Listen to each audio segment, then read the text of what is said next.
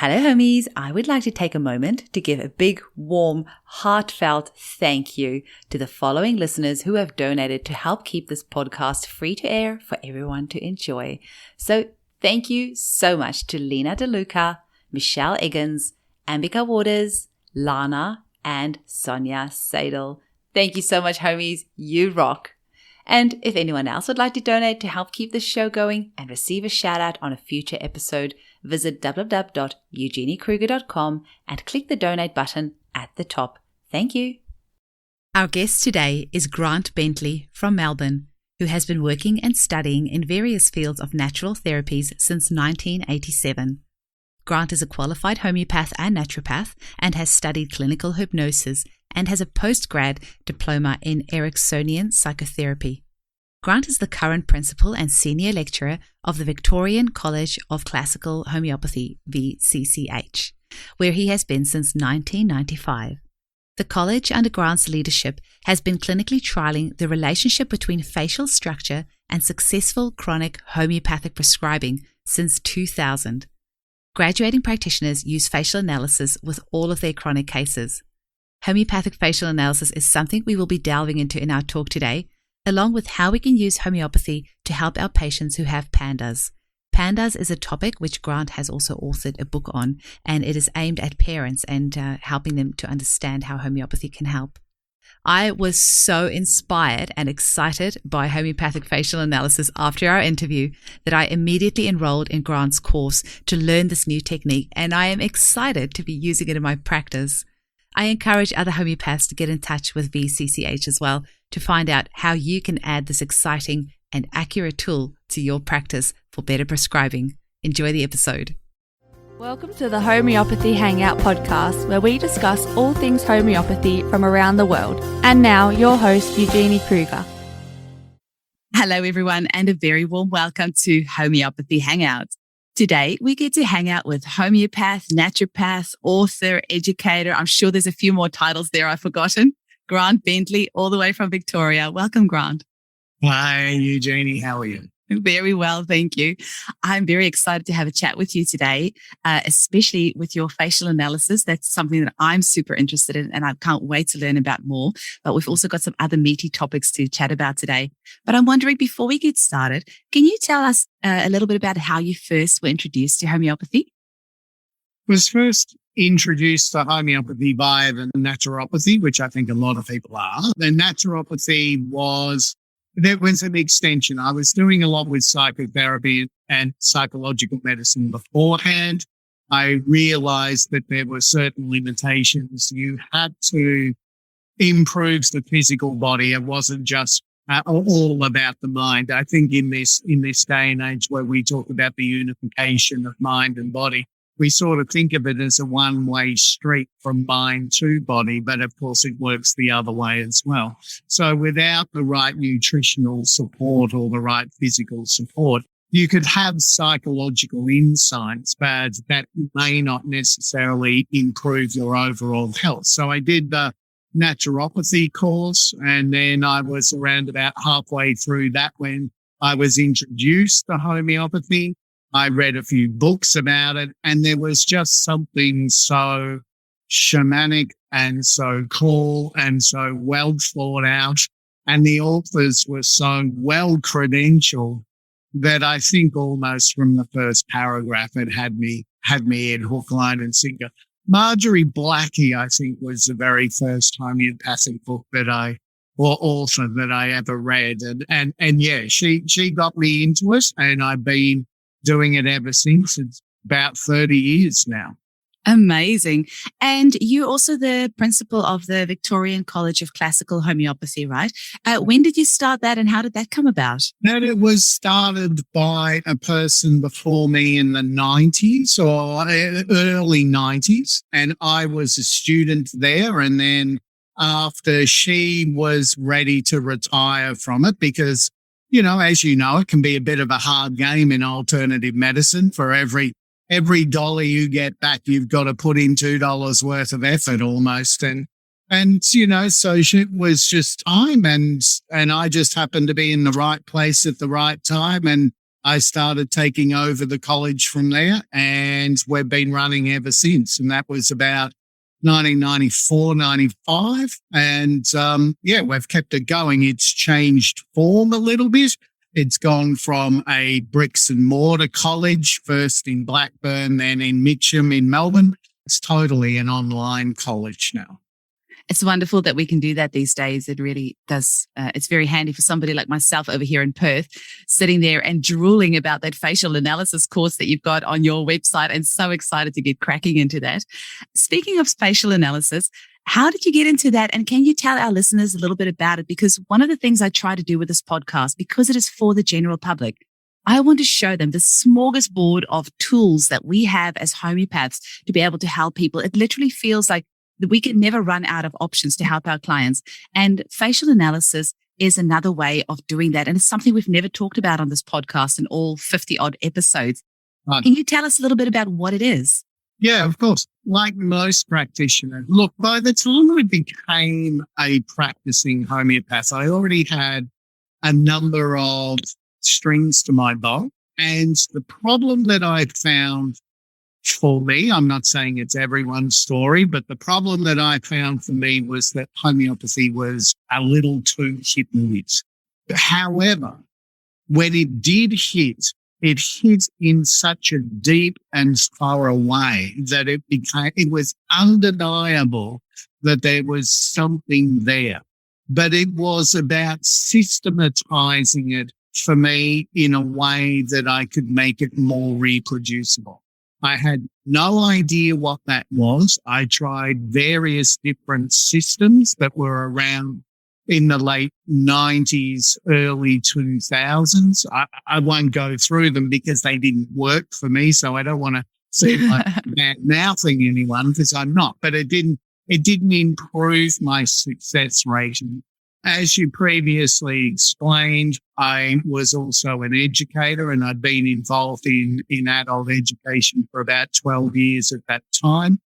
I had read the Organon a number of times, and I'd also read, when it came to the miasm section, books like Roberts and Allen and so on. Now, Roberts and Allen are interesting because, and it just shows you pick up what you want to pick up. It was only about after the fourth or fifth reading that I realized that Allen was talking about facial features and the miasms. And for this fourth or fifth time, it just dawned on me that if it was true, and it's a big if, but if it was true that the miasms created and formed facial features in their own design to the degree of which they exert their influence, then theoretically, if you could read what each miasm was imprinting, you could not only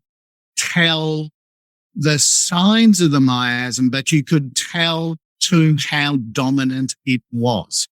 And so the more syphilitic features, for example, that would be on a face, theoretically, the more syphilitically dominant that person would be. So then I started thinking to myself, well, considering that Hahnemann absolutely stresses over and over and over again in the 6th edition of the Organon, the absolute importance of any constitutional treatment to have its basis in the miasms. I mean, this is the big difference between acute and chronic prescribing. Acute prescribing is using the signs and symptoms as they present at the moment that that patient comes into your clinic.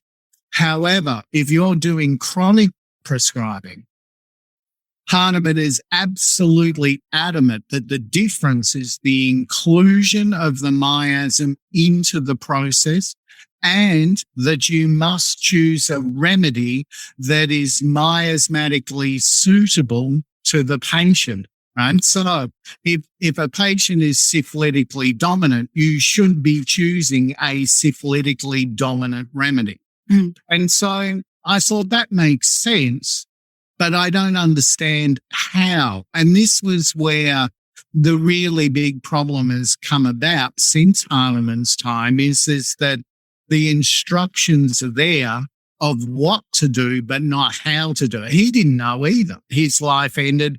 Other people tried their best. We've gone down the pathway of pathology in particular, that we attribute destructive pathology to the syphilitic and inflammatory pathology to the psychotic and so on. And we try and do it that way.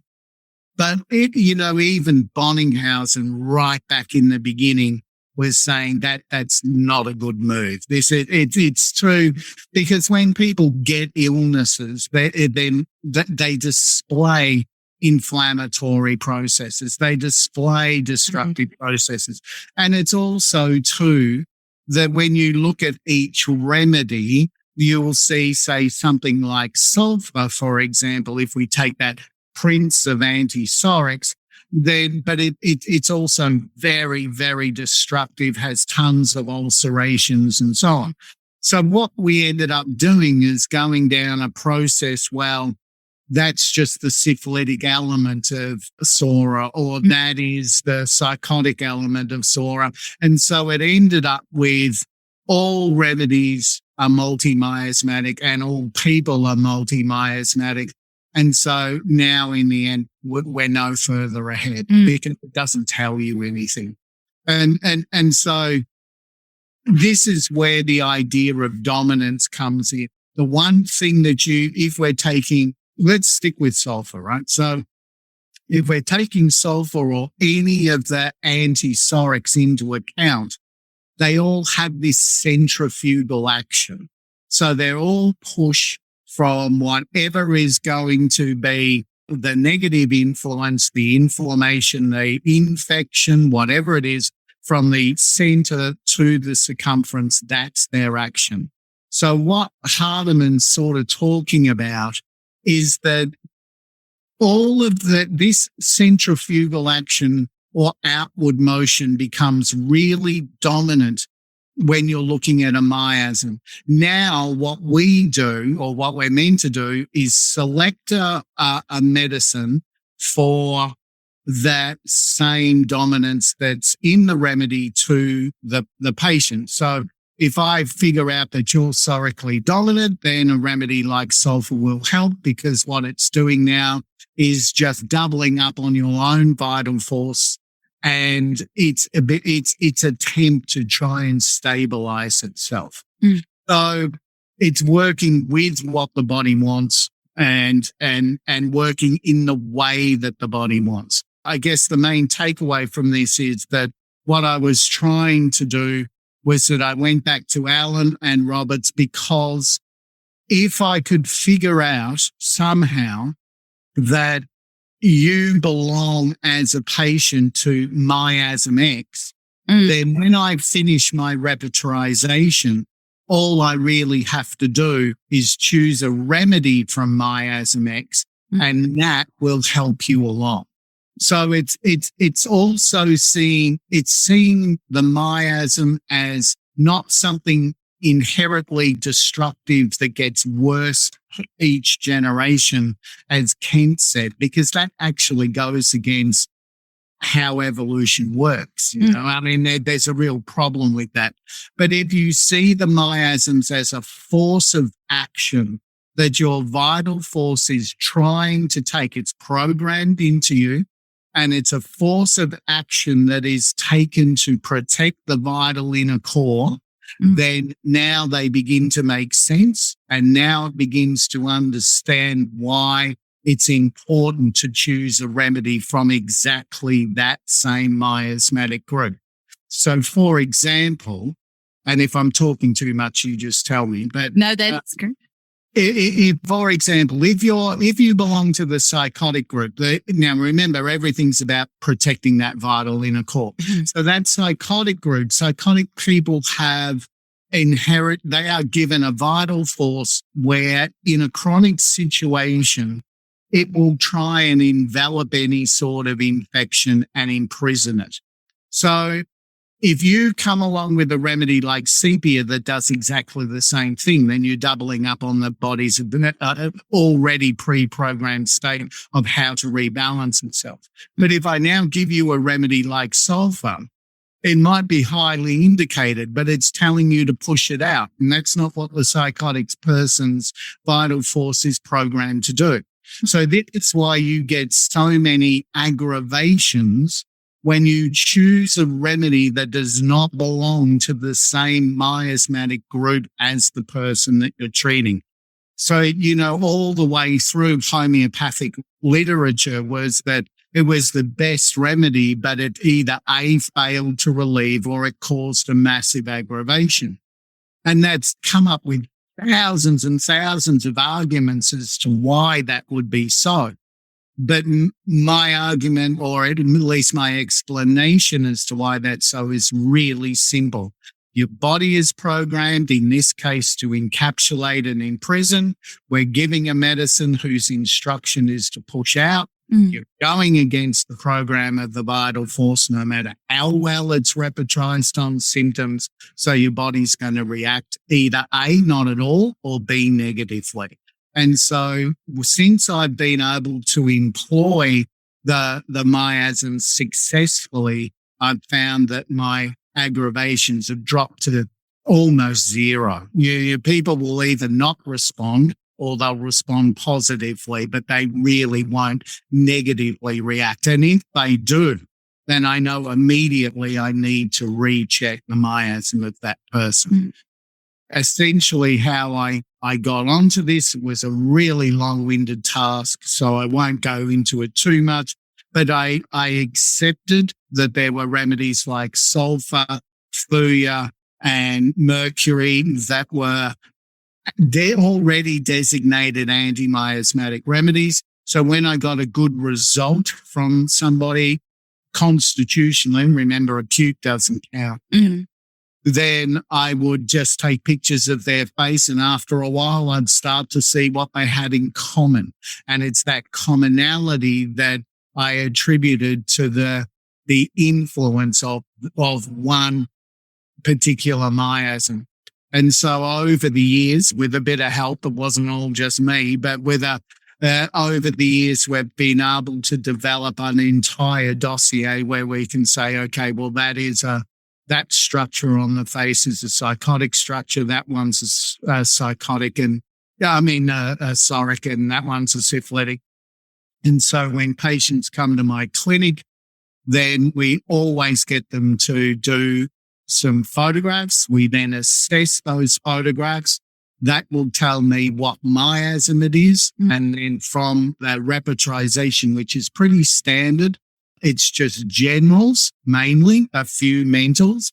The reason that I could go back to the generals, because when I was saying earlier about how there were a lot of different things that I tried in the late 90s, early 2000s, they were more mental things, that Staphylococcus aureus patient will do 1, 2, and 3, whereas a causticum patient won't do that. They're more likely to do 4, 5, and 6. I actually now, with hindsight, think that's limiting the remedies. I think every time you do a drug profile, you're taking, again, if we use sulfur, you're taking some 15,000 different rubrics, narrowing it down to 10 or so, and then building a story around those 10. Doesn't mean that the story around those 10 are wrong, but it's definitely incomplete. So one of the things that I've learned to do along the way is unlearn the training of remedy profiling, and I just go back to the generals.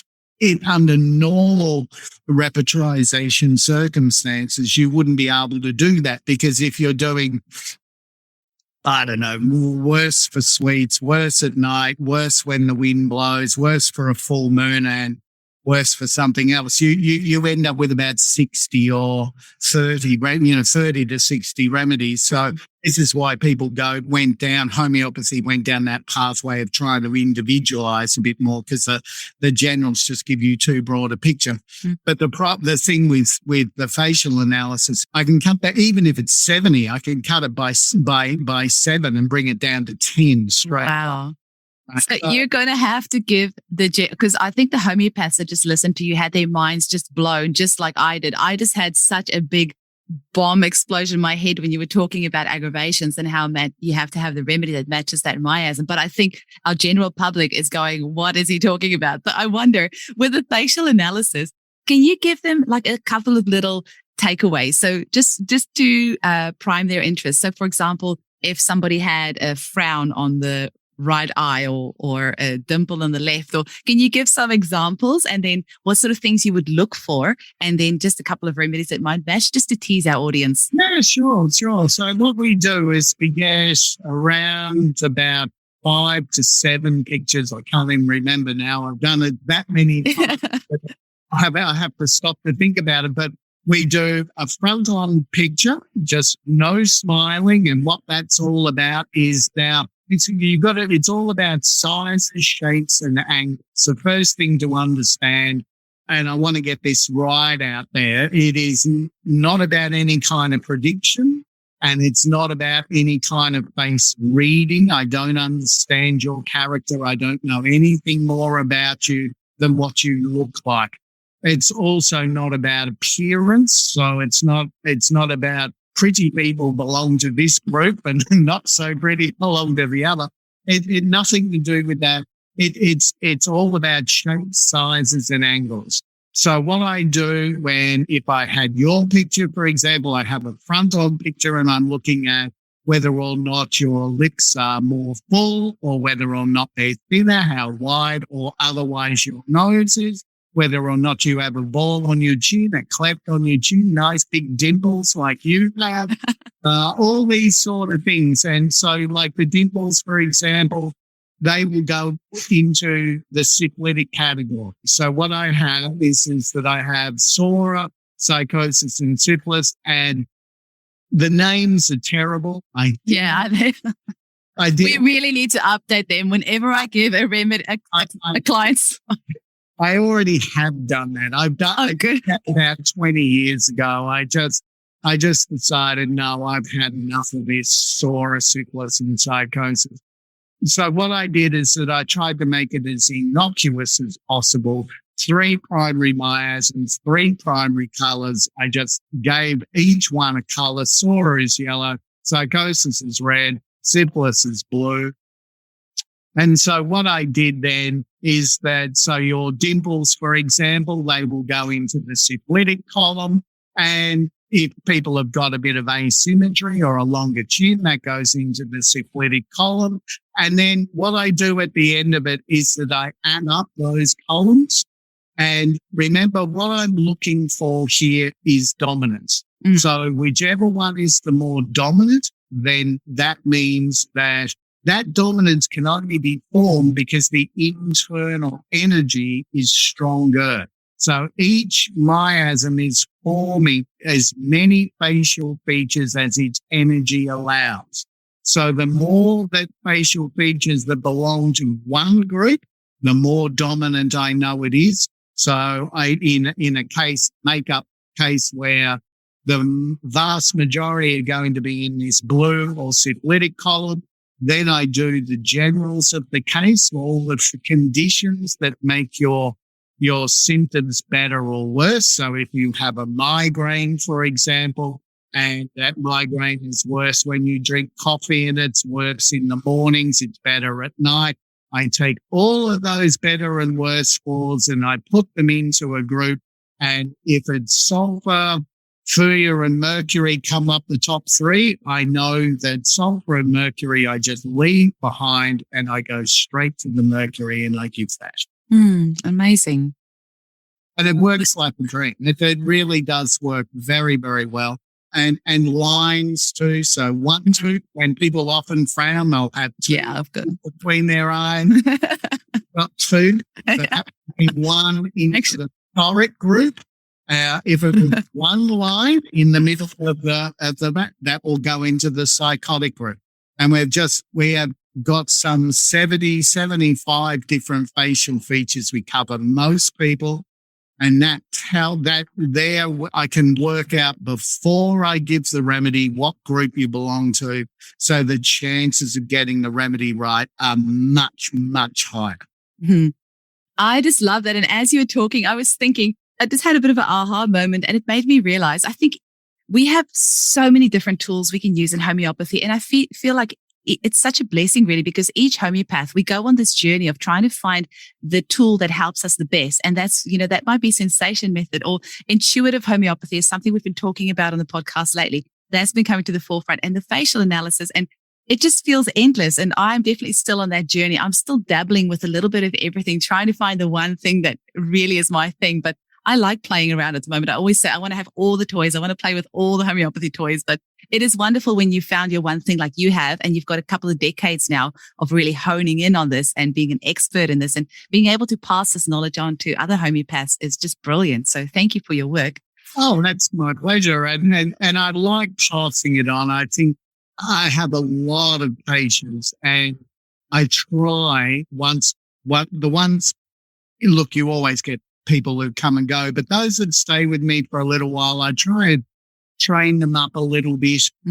So what they do is that, I've even had patients come back to me and they'll say, okay, this happened during the week, and this, there was a great, because I treat with pandas, and pandas is the very up and down. But it's, this flare took place, and I'd panic, but then I just thought, okay, what would Grant say? And then they'd go ahead and they'd do it. And sure enough, they'd get these results. It's very, very easy to use.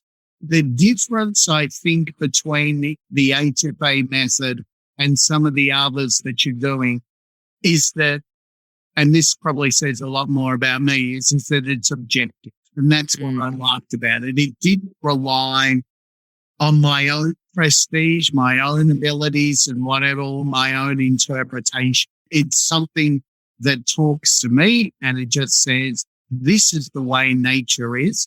We're natural beings. Read it and go with it. Don't try and be better than nature. Just go with nature. And so in that sense, I find it very grounding. I didn't like so much the interpretative stuff.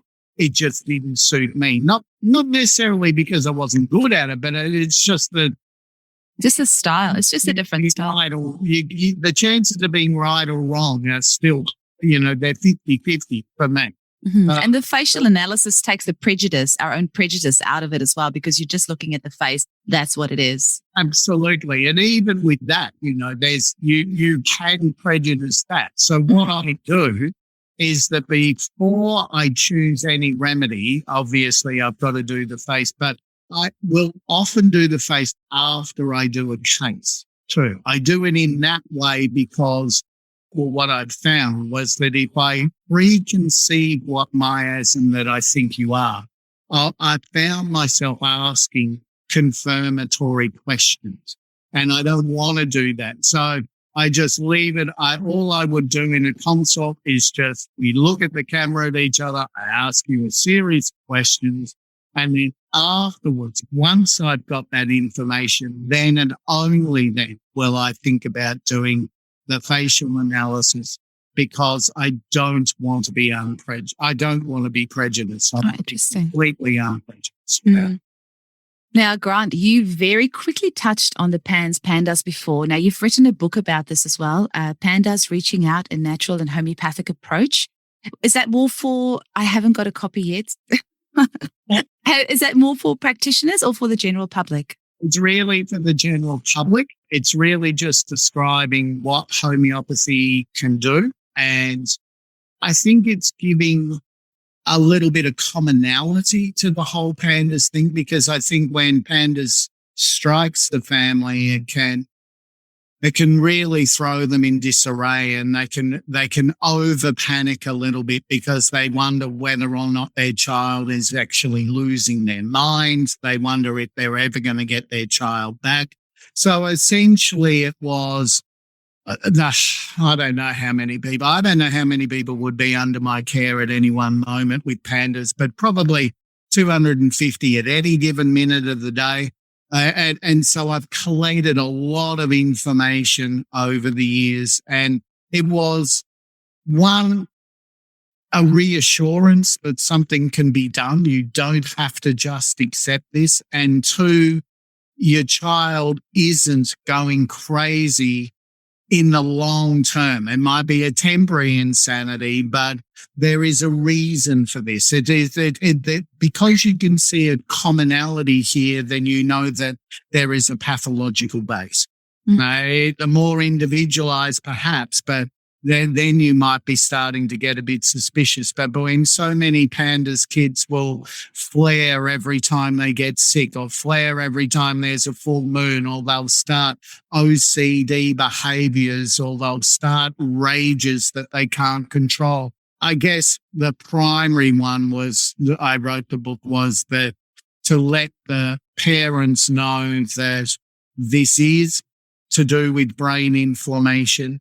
And this is to do with, you need to understand an energetic response. I think homeopathy has such great success with pandas. And there's a difference between pandas and autism too. I sort of wanted to get this across too, because there are some conditions that are very set. You know, if you look at a Down syndrome, or what we used to call in the old days a retardation, which is all under the umbrella of an autistic spectrum diagnosis. But I almost have to get people to redefine ASD because it's so broad. It's if you get into that sort of Down syndrome retardation model, I mean, we can do some peripheral things, but we can never undown somebody, you know, whereas PANDAS itself is a condition where a child was completely normal, has either a strep infection or some other condition that inflames the brain. Generally, we think the basal ganglia, but you can't look at inflammation on an X-ray or an MRI, so it's hard to determine. But you can tell that because it affects both behaviour, as in there's often violent behaviour as well as motor tics and also. So the basal ganglia is one area that would actually look at and influence both of those areas, both motor as well as psychological. So then once that's inflamed, the child sort of stays in this flare anywhere between a week to years. And sometimes that flare will go up and down depending on conditions.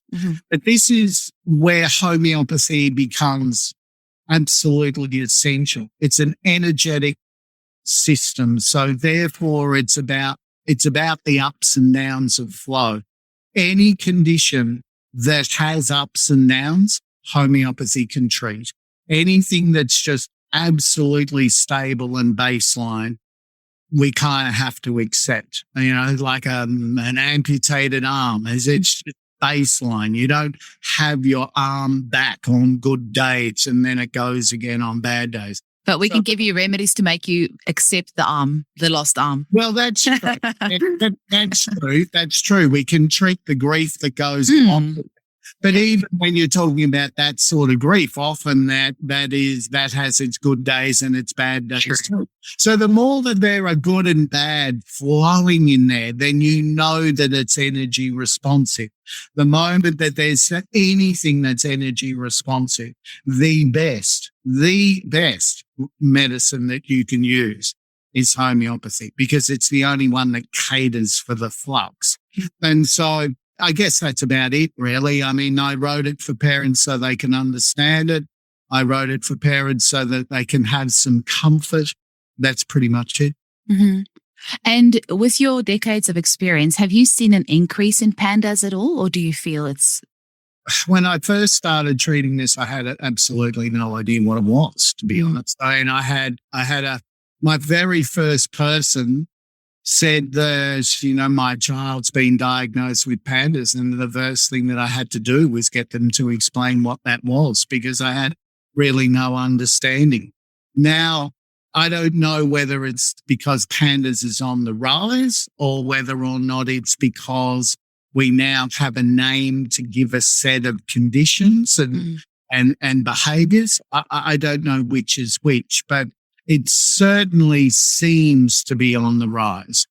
I don't know why. I would love to know why.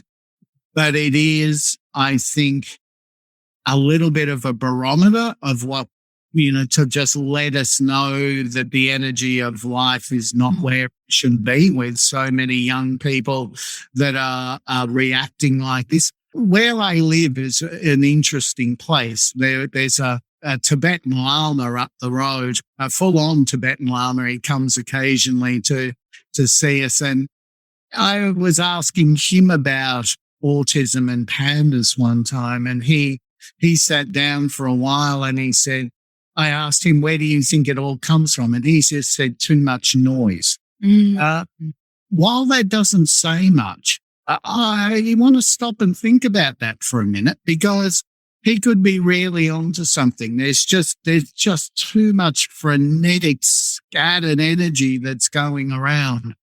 And maybe these kids are just reacting to it. I don't know.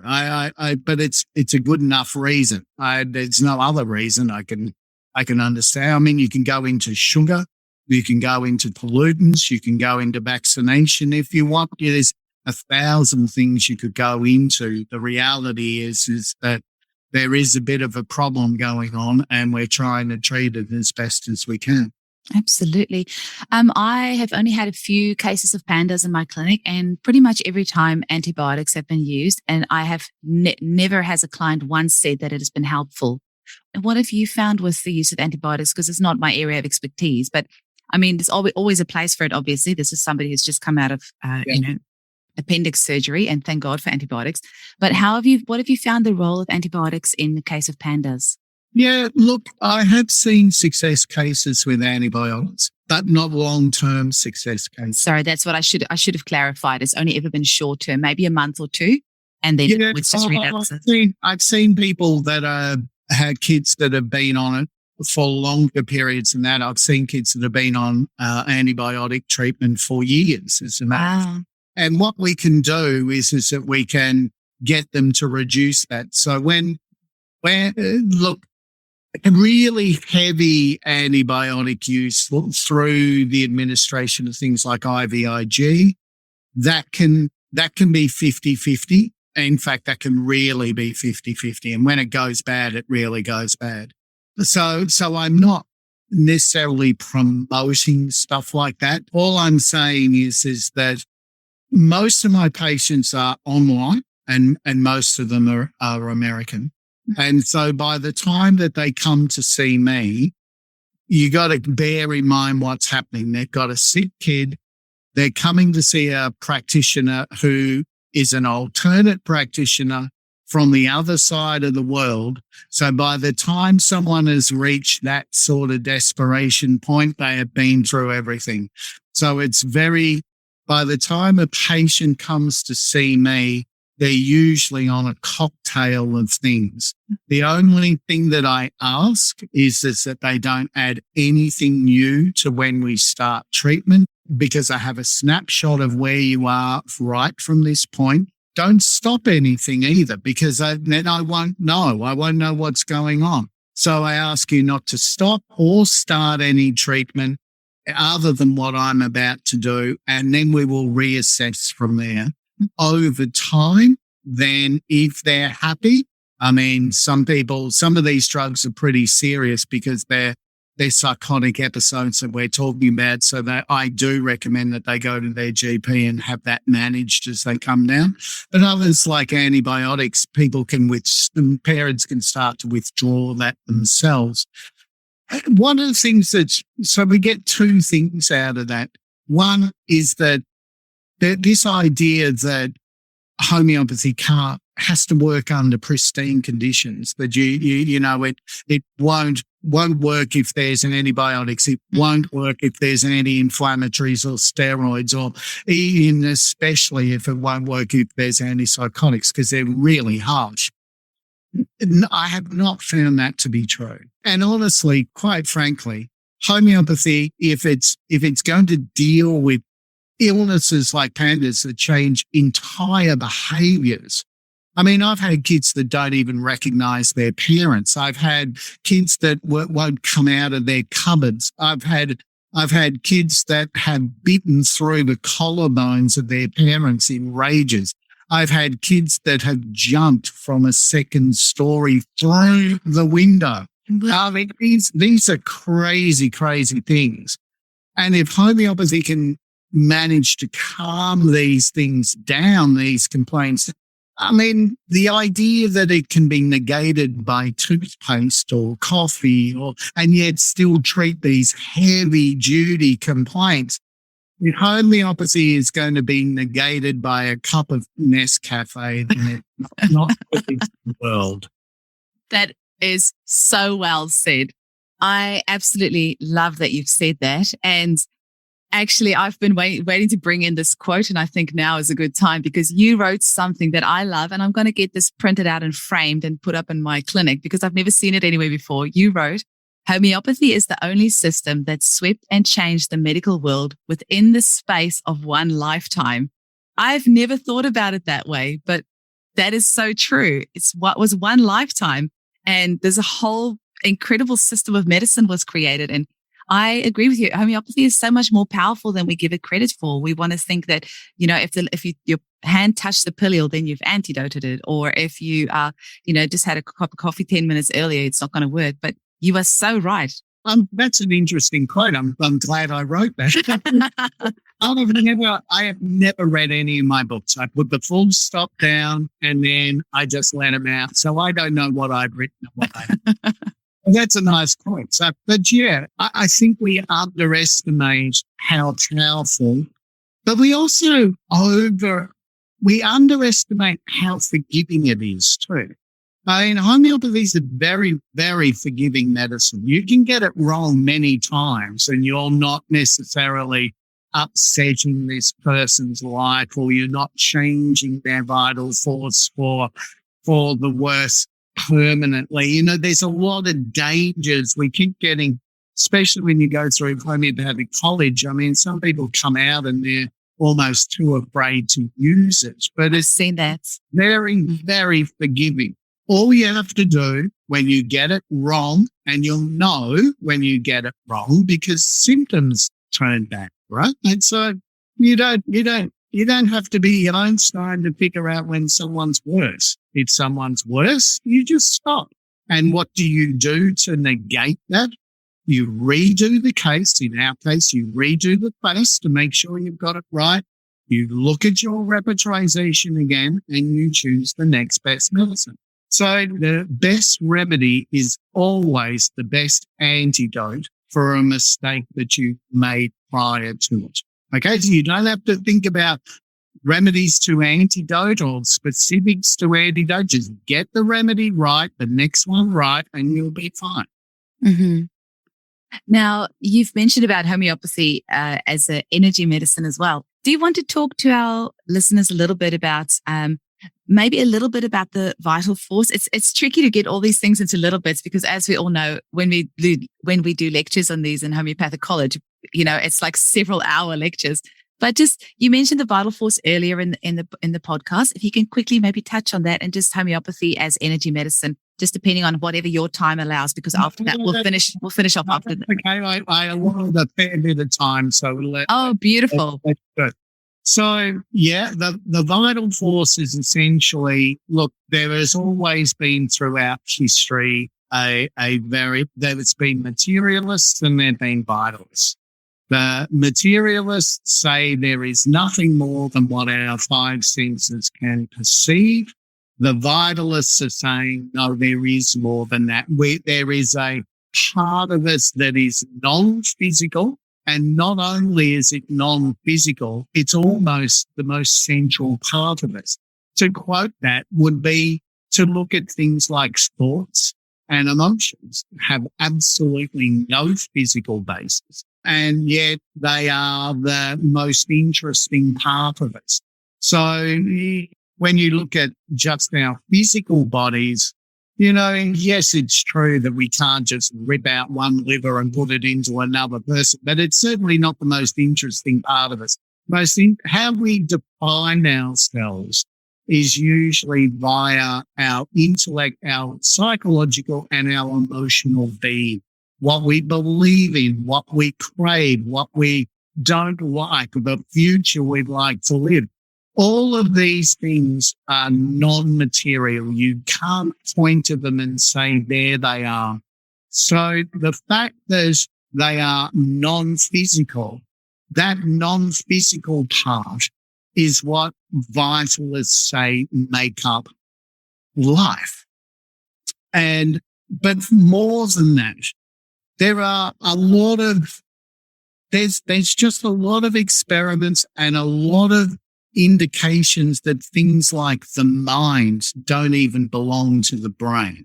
I mean, things like out-of-body experiences or near-death experiences, or even things that are very common like deja vu dreams, where you go into the future and then suddenly you're in the present, remembering that in the past you dreamt of the future and the future is now.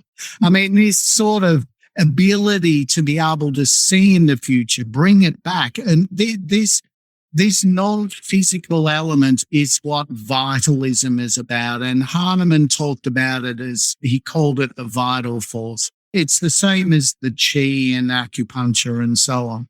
So it's an aspect which is energetic or non-physical. And what we do in homeopathy is we make our remedies vital as well. And we make our remedies vital because we're trying to interact directly with that vital force. And so when things happen like a shock, and then that shock then filters down into the physical body, what a homeopath would say is the vital force was disrupted first, and then you get these flow-on physical effects. So the vital force is divided into a couple of different aspects, but essentially the aspect we're concerned with is it's a program that is designed to not only animate but look after the body. It is the information that tells the platelets to go to a particular area when you've cut yourself, right? It's the platelet, it's the knowledge. And that information, that knowledge body that is inherited is what Hahnemann talks about the vital force. And what our remedies do is that they go into when that information has been disrupted, and they bring it back to its normal pattern and its normal cycle. So if you take chronic disease, if arthritis, if you start developing arthritis at the age of 50, it also meant that you didn't develop arthritis for the first 49 years. And so something has gone wrong with the program. If we can unprogram that program, then we should start to give you some relief. It's as simple as that, really. Mm-hmm. Grant, you have a way of explaining things that I've always known, but in a way that I've never thought about before. It's really lovely listening to you. Now, I'm just thinking if maybe, because I'm always, when I do these podcasts, I have these mothers in my head that are listening to this, that have children. There's some imbalance there, and they are listening to this podcast hoping to find something that will help them, an aha moment, or maybe they're listening to it and they know a friend or a family member that's struggling with something. And my heart's wish is that they will listen to this podcast and there will be an episode and something will jump out at them and they will feel that there is a glimmer of hope. Yep. And then they will go and seek out a homeopath to work with. Have you got any final notes that you would like to say to families with children with pandas on what homeopathy can offer for them, or any bits of hope or any message that you want to get across to families with pandas? Look, the main message is that something can be done. Even if you have not experienced all that much in the past, or you've been through all the different treatments, you've got to understand that homeopathy is a completely different way of looking at the same problem. So we might be looking at the same landscape, but we're looking at it from a different direction. And it gives you an entirely new way of being able to approach the same problem. No one is saying that medicine is wrong. They have their strengths, but they have their weaknesses. And the non-adoption of vitalism, in fact, their fervent rejection of vitalism, is their weakest link. It's not their strongest. They will tell you that that's medical science's strongest link. But to be able to divorce things like emotions, hopes, thoughts, dreams, ambitions, self-appraisal from the equation of what's going to happen to your body, well, that's just nonsense. But the inclusion of those things, the inclusion of that behavior and that mental outlook is already, by its very nature, bringing vitalism back into the argument.